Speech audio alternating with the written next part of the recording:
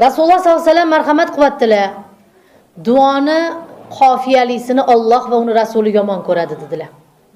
Qofiyali duo qanaqa bo'ladi deb savol berishdi, javob berdilar. So'yganlaringiz qo'y bo'lsin, ko'rganlaringiz to'y bo'lsin, yastu to'la bosh bo'lsin, qozon to'la osh bo'lsin. Payg'ambarimiz alayhisalom bunaqa duo qilmang dedilar. Bu duo yurakdan chiqmaydi dedilar. Duo ikki og'iz bo'lsin, qalbdan chiqsin. Uni yodlab olgan matn bilan aytishlik durust emas dedilar. Duoning eng yaxshisi Qur'oniy duo dedilar. Mana shu kitobni ochasizlar. Robbana bilan boshlangan jamiki duo Qur'oniy duo bo'ladi. Shu duolarni Alloh yaxshi ko'rar ekan, chunki Qur'onda o'zi o'rgatyapti Robbim bizga. Allohumma bilan boshlanadigan duolar eng yaxshi duolar, shuni yod olishimiz kerak ekan.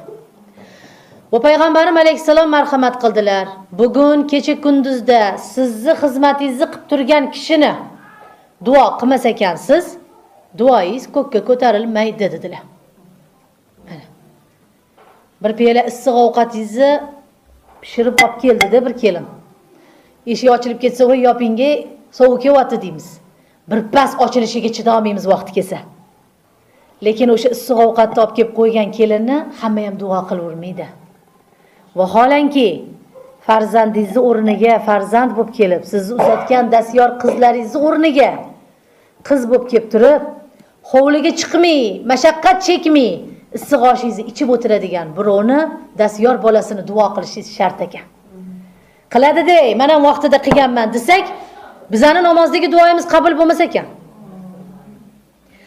Qovushingizni to'g'rilab qo'yib, "Bujon, qovushingizni artib qo'ydim" degan navarani duo qiling. Eshikdan ikkita non ko'tarib kelyapti o'g'lingiz, albatta duo qiling. Onajon, uyingizni supurib qo'ydim, kiyimingizni yuvib qo'ydim degan kelinni duo qiling. Chunki Alloh taolo dunyoni shunaqa zanjir bilan yaratgan ekan. Mani xizmatimni qilganni men duo qilsam, meni duoyimni ko'kka ko'tarar ekan Alloh. Umsam yo'q ekan. Hazrati Musa alayhisalom bir qarangki, tog'da turib, Tur tog'ida Allohga rozi etishib tursalar, Allohdan amr bo'pti. Amrni ko'ring qanaqaligini. Allohim menga bir ibrat ko'rsatgin, bir hikmat ko'rsatgin deyilsa, falon tog', falon qishloqni topib boring, ibrat sizga o'sha joyda debdi Allohim. Haligi joyga Musa alayhisalom qidirib topib kelsalar, Xudoning qudrati bilan eshikni taqillatilar, bir zaif eshikni ochibdi, ayol. "Ey ayol" debdilar, "Men payg'ambaring Musa alayhisalom bo'laman. Seni o'yingda ibrat bor ekan, Alloh menga shuni buyurdi" debdilar. "Bilmadim, ey Musa alayhisalom, boshimiz ko'kka yetdi. Kiring, ichkari xonada jufti halolim borlar. Kirib so'rayinchi u kishi bilarmikinlar, nima ibrat borin" debdilar. Xudoning qudrati bilan Musa alayhisalom ichkari xonaga kirib, ne ko'z bilan ko'rsinlarki, to'shagiga mixlanib yotgan bir erkakni ko'ribdilar. Haligi joyda Musa alayhisalomni salom berib, o'rinda yotgan erkak ko'zdan yosh oqib turib aytibdilar: "Ya Musa alayhisalom, 40 yildan beri yotaman. 40 yildan beri til bor, zabon bor, oyoq qo'l yo'q. Xudo yaratganda o'rnimdan turib ridoyingizni ko'zimga surib ko'rishgan bo'lardim, lekin yaramayman" dedibdilar. Musa alayhisalom zarari yo'q deb tepalariga kelib o'tirib, so'rashib, istashib bo'lgandan keyin aytibdilar: "Sizni o'yingizda hikmat bor ekan, Alloh buyurdi." Hikmat nima deganlarda haligi odam yig'lab yorib aytibdiki, 40 yildan beri Xudodan bitta narsani duo qilib so'rayman, lekin Xudoyim hali mustajob qilganini bilmayman debdilar. O'rtaga tushing ey payg'ambar alayhisalom, so'rab bering, duoyim qachon mustajob bo'ladi deb so'rabdilar. Shuni eshitib turgan Musa alayhisalom Xudoga rozi etib Allohdan tilab so'rasalar, Allohdan javob kelibdi: "Ey Musa alayhisalom, bu bandamning duosi qabul bo'lmagan, bo'lmaydi ham" debdi Alloh. Nega Robbim, nima qilib g'azabingni keltirgan bu bandang deb savol bersalar, 40 yildan beri ostona hatlab ko'chaga chiqmaydigan, tegini yuvib tozalab birovga isini ko'rsatmaydigan, og'zidagi luqmasini chaynab halqumiga soladigan ayoli bor. 40 yildan beri to'y hashamni, ona ota jigarini bilmaydi bu ayol. Lekin hali biron marta bu xotinni duo qilgani yo'q debdi Alloh. Duo qilmas ekan, duosi ko'tarilmaydi debdi Xudoyim. Buni biz bilishimiz kerak. Qarang, birovni majburiyati qiladi, deyishlik noto'g'ri ekan. Qilgan mehnatiga rahmat etishlik, salomat bo'ling, bolangizdan qaytsin deyishlik hammamizga taalluqli bir ibrat ekan. Xudoning qudrati bilan ayoli chaqiribdilar, Muso alayhisalom. Ayol zaifa kirib kelib so'rabdilar, "Labbay ya Muso alayhisalom" deganlarda, bu eringni agar roziman deb turib bugun aybidan o'tmasang, u seni duo qilmasa, shu kechda ering Alloh asrasin jahannamiy bo'lib turibdi dedilar. Erkak ayoliga qarab turib aytdi, "Shu kungacha qilgan xizmatingdan ey ayol roziman. Alloh taolo senga qiyomatda jannat mukofotini bersin." Ayolam ko'ziga yosh keldi. Bu kunlarni necha kun kutdim, necha yil kutdim. Hattoki og'zingizga osh solib turganimda so'kish eshitgan kunlarim bo'ldi. Tayizni yuvib tozalaganimda jerkishlarni qarangki guvohi bo'ldim. Lekin bugun rahmat ey ayol deb turib aytgan duoingizdan men roziman, shu so'z uchun yashadim. Alloh sizni ham duoingizni qabul qilsin dedi. Lahzada erkakning duosi qabul bo'lib, 40 yildan beri oyoq qo'limga shifo ber Xudoyim, dardimga shifo ber deb so'rar ekan. Muso alayhisalomning ko'z o'nglarida oyoq qo'li lipillab harakatga kela boshladi. Demak, Muso alayhisalomga kelgan bu hissada Alloh taolo barchangiz bir-biringizga boylangansiz deyapti Alloh. Barchamiz hatto mana yig'inga keldik. Choynakda choy olib kelib qo'yapti hozir yoshlar oldinglarga. Mana shu olib kelib qo'ygan choy uchun ham u majbur emas, unga farz emas bizning xizmatimizni qilish. Lekin yaxshilik qilib, mezbon bizni qo'ynimizni ovlab turibdi. Oldimizga qo'yib ketgan choynagi, ro'parangizga qo'yib ketgan yarim kosa issiq ovqat uchun quruq qaytarmang. Duoingizni qabul bo'lishini xohlasangiz, salomat bo'ling deb qo'ying. Farishtalar amin desa, u kishi sog'liqqa, siz duoingiz qabul bo'lish rahmatiga erishib qolasiz inshaalloh. Payg'ambarim alayhisalom marhamat qildilar, duoni bolalarga qildiring. Go'daylarning duosi qabul bo'ladi dedilar. Hazrati Umar radhiyallohu anhu masjidga kirsalar go'dayni olib kirar ekanlar o'zlari bilanda, ro'paralariga o'tkazib qo'yib yetar ekanlar. Jonim bolam, bitta men etaman, bitta siz etasizdir ekanlar. Shunda odamlar aytar ekan, siz ham chakana odammansiz, choryorsiz. O'zingiz duo qilaversangiz qabul bo'lmaydimi yo Umar radhiyallohu anhu deyilganda javob qilar ekanlarki, bolalar begunoh. Ularning duosini farishtalar talashib ko'taradidir ekanlar. Shuning uchun farzandingizni ishi yurishmasa bolasiga duo qildiring. Bola ham duoni o'rganib qoladi. Ham sizni duoingiz ko'kka ko'tarilib qoladi inshaalloh. Duoni dedilar payg'ambarim alayhisalom, gumon bilan qilmang, baribir qabul bo'lmaydi dedilar. Yaqinda yonimga bir ayol keldilar-da yig'inda, mana shu narsa uchun nima deb so'rash kerak dedilar. Buni o'qingda, ketidan duo qiling desam, qabul bo'larmikin deydilar. Yo endi qabul bo'lmaydi dedim. Nega deydilar? Chunki ey inson, sen gumon qilib bo'lding. Alloh esa gumonli duodan yuz o'girdim deb va'da beryapti. Shunaqa buyuk umid bilan so'rangki, duoyim qabul inshaalloh bo'ladi. Inshaalloh Allohning dargohiga yetib boradi. Inshaalloh yaratgan egam unga quloq tutib ravo qiladi degan umid bilan so'rash kerak ekan. Keyin so'raganda, azgina so'ragan odamni Alloh taolo jalolatimga loyiq qilib so'rashib bilmading bandamdir ekan. Bir kalima o'qiydigan farzand bergin deb so'ramang. Ko'p yig'illarda yuraman, quloqimga kiradi. Ayollar duo qilasizlar-da, bir kalima Qur'on o'qiydigan farzand bersin. Nimaga 30 porani so'ramaysiz? So'rang, Alloh beraman deb turibdi inshaalloh. Orqamdan 30 pora Qur'onni xatm qilib jo'natadigan zurriyot bergin Alloh. Bir parcha hovli bersin deb so'raydi ayollar. Bir parcha emas, daryodek vatan bersin. Mo'minlar yayrasin, ibodat qilsin, qadr kechalari bo'lsin, azon yangraydigan, yaxshilar mehmon bo'ladigan vatanlardan bergin deb so'rash kerak ekan. Xudoyim taolo katta so'rasak, katta ato etishi va'dasi bor ekan inshaalloh. Makkaning imomi Abdurrahmon Sudaysiga ko'plab saralashlardan keyin Makka tilloning imomi bo'lish baxti berilgan ekan. Shunda hamma so'rayotganmish, saralashga juda ko'p qorilar qatnashdi.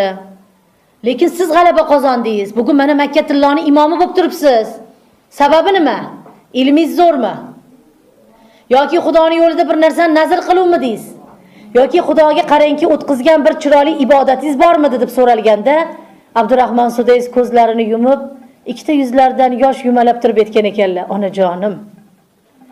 Boshlarimga dashnom to'lganda, sho'xliklarim dunyoni to'ldirib, qo'ni qo'shnidan dakki kelganda, ikki yelkasini siqib, hammadan uzr so'rab, mana shu darajaga keltirgan onajonim har azob yetgandan keyin ko'zida yosh bilan qo'lini ochib, "Ey Abdurahmon, shuncha yetkizgan istamingga bolam, Makkaga imom bo'lmasang asti rozi emasman" deb aytardilar. Allohga hamd bo'lsin. Bugun mendan zo'r ilmlilar turgan bo'lsa ham onajonim duosi xayri bilan men Makkatillohga imom bo'ldim deb javob bergan ekanlar. Shuning uchun ey onalar, so'raganda siz gumon qilsangiz, boshqalar qanday gumon qilmasin? Bolangizni chaqirib olsa ovqat pishgan. Makkani imomi taomingiz tayyor bo'ldi deb qo'ying. Har doim shunaqa chaqiring. Biri bo'lmasa, birini qabul qilsa ajab emas Alloh. Qiz bolani chaqirib ols. Chaqirayotganda chaqirish bor.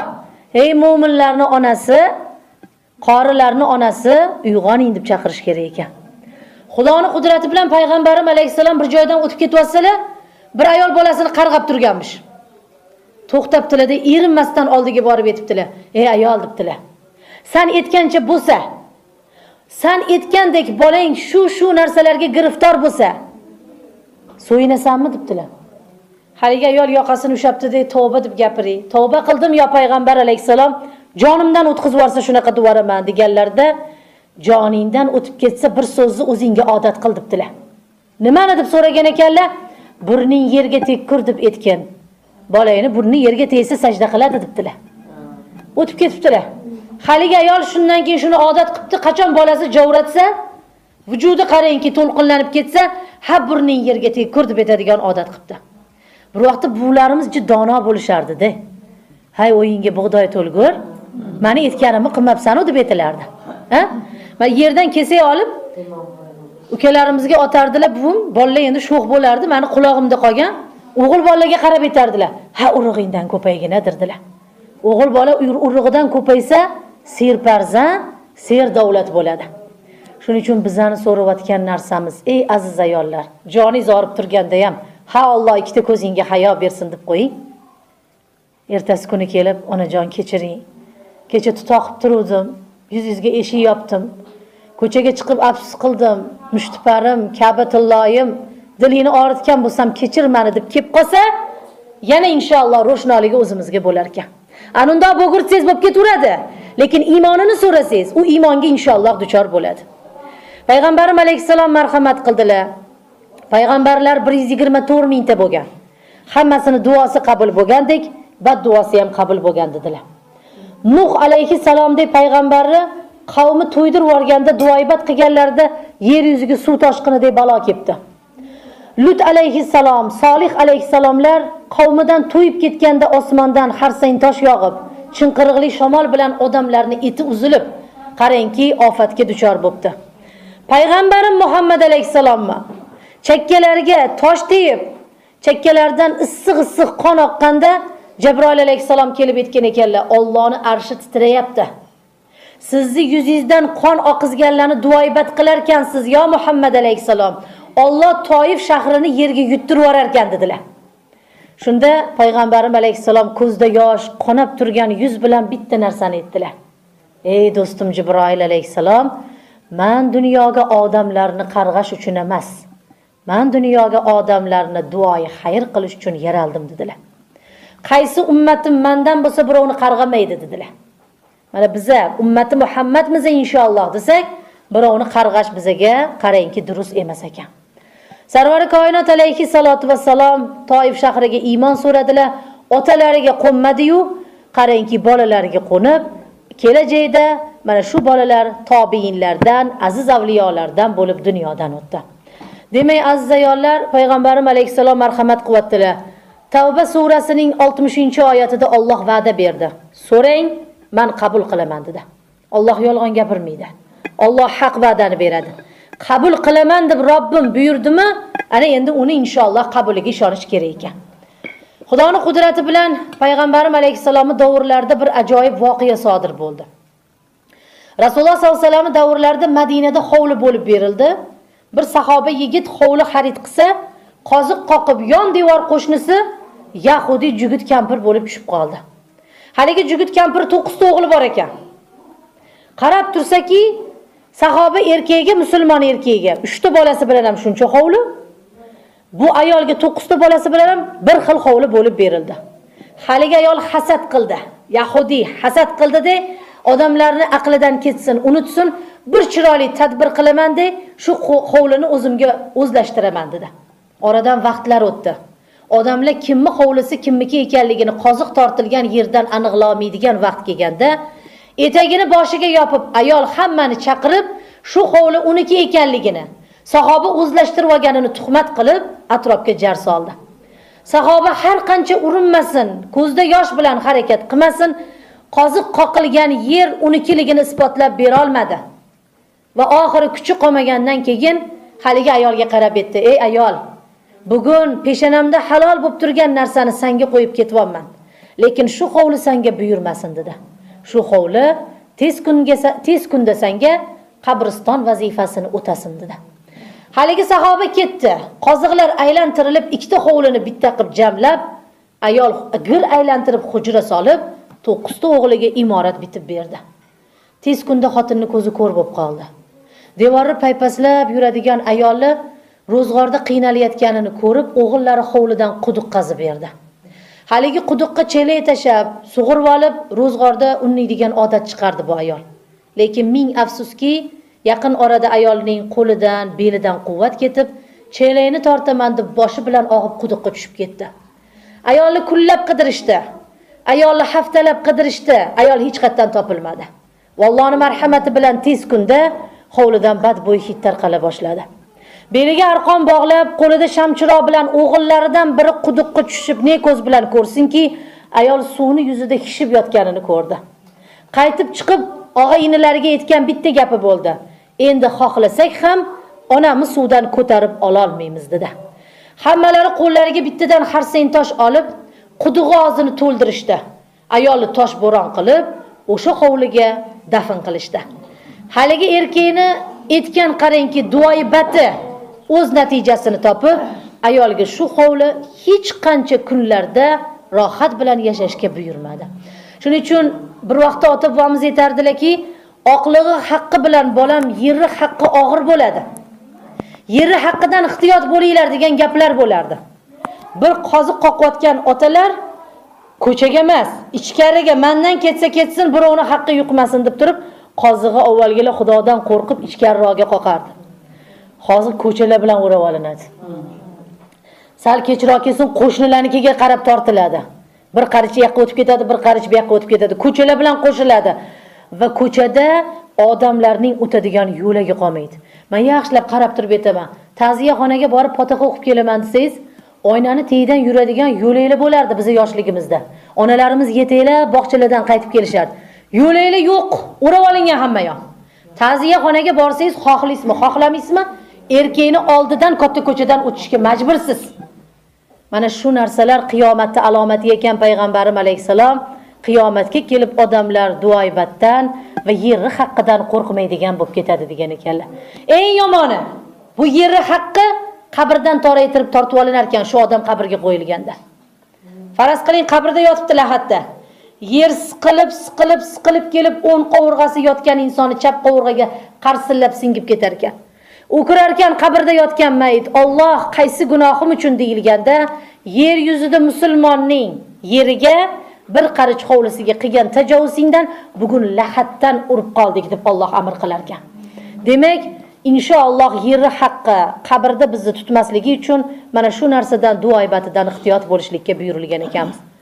Onalarni, otalarni duosi bolalarga o'tgandek, payg'ambarim alayhisalom bolalarni ota-onani duo qilishga o'rgating dedilar. Qur'oni Karimda Alloh Robbirhamhuma kama robbayani sag'ira deb aytgan deyapti bizga.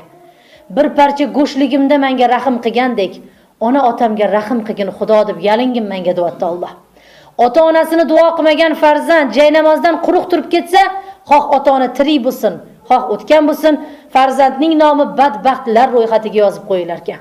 Shuning uchun albatta har bir farzand ota-onani duo qilishi shart ekan. Ko'chaga ketgan erkakni ayoli duo qilsin. Qizlarga mushtay voshidan Arabistonda voqea yodlatiladi. Voqea Badavlatlarning surasi. Voqeani yodlab, erkatidan duo qilgan ayol 2 hissa baraka bilan oladi inshaalloh bugungi rizqini. O'zini navbatida erkaklar ayolini duo qilsin dedilar. xizmatiga, tug'ib berayotgan bolasiga, ona otasi va uning urug'iga qilayotgan xizmatiga duo qilmas ekan, erkakning duosi ham qabul bo'lishi dargumon ekan. To'g'ri, hamma erkak ham yuz-yuzga qarab, boringga shukr, ming rahmat, qoyillatding deya olmaydi. Lekin hattoki xufiya ichida Alloh ayolimni panohingda saqla, baxtimga omon qil, dardiga shifo bergin deb ikki og'iz ichida namozda qilgan duosi ham o'zini duosi qabul bo'lishiga zamin bo'lar ekan. Payg'ambarimiz alayhisalom har sahar turib, Allohim Hadijamga jannatni ato etgin deb yig'lar ekanlar. Hamma xotinlari ko'rar ekan-u, hech narsa deyish olmas ekan, lekin Oysha onamning g'ashlari kelib etvorar ekanlar. Alloh sizga undan ham yoshini berdi ya Rasululloh. Alloh sizga undan ham go'zalini berdi ya payg'ambar alayhisalom. Nega hadib shu qari xotiningizni eslayverasiz deganlarida ko'zlariga qizil qon yugurib ketib, vujudlari titrab ketib bitta so'z aytibdilar. Ey Oysha, qo'lingizdan kelsa Hadijamga o'xshagan xotin bo'ling deb chiqib ketgan ekanlar. Bu gap Oysha onamga juda qattiq botib, hali Hadijadek bo'lolmayman dey. Bu ayolning darajasiga yetish hali dushvor ekan deydigan so'z bilan qaytib og'izlarini u ayol haqida ochmagan ekanlar. Demak, inshaalloh payg'ambarimiz alayhisalom sunnatlari bilan erkaklar ham ayollarini duo qilishga amr qilindi.